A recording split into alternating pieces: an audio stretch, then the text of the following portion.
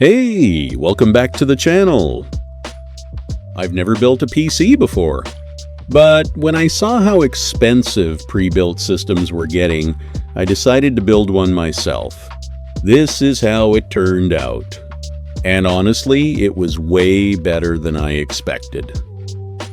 Originally, I was just going to buy a pre-built, but every time I configured one with the specs I wanted, the price just kept going up. So I thought, why not try building it myself? And luckily, I bought some of these parts, like the RAM, before prices went up.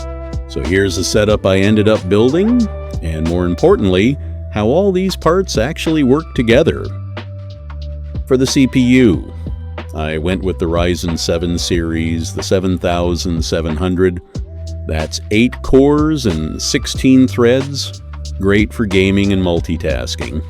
I paired it with a B650 motherboard from ASUS. These work really well together because the B650 motherboard is designed for Ryzen 7 series CPUs, so you get full compatibility, DDR5 support, and PCIe Gen 4 without overspending. For me, this was a really good balance between performance and cost.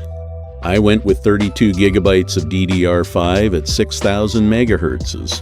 That's a sweet spot for Ryzen CPUs, so you get solid performance without needing to tweak much. And I chose 32 gigabytes just for extra headroom. For the GPU, I chose the RX 7900 XT. And this is really the heart of the build.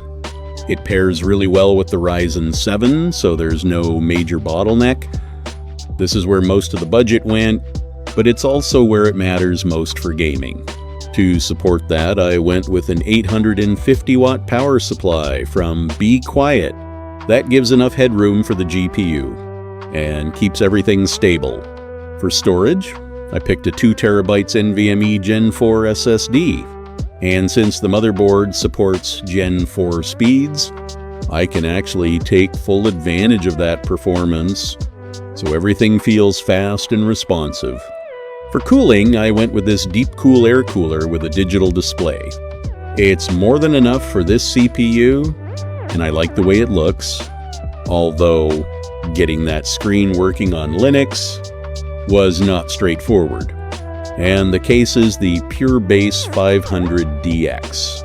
I chose it for airflow, and honestly, I just like how it looks.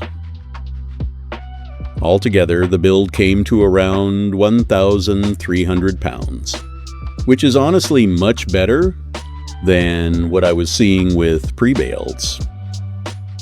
This was my first time ever building a PC, and I actually really enjoyed it. There's something satisfying about going step by step and figuring out what comes next. Of course, there were moments where I had to stop and double-check things. But overall, the process was easier than I expected. At first, I installed Windows. It worked fine. However, I was already thinking to change the OS because temperatures were higher and I could hear the fans more. Then I switched to Linux, and in particular to CachyOS. And honestly, it feels faster, more responsive, temperatures are more under control, and the fans don't ramp up like they did on Windows. It's easier than something like Arch Linux because you can choose options during installation, but it still required some manual setup. For example, my CPU cooler has a screen, and there's no official Linux software for it.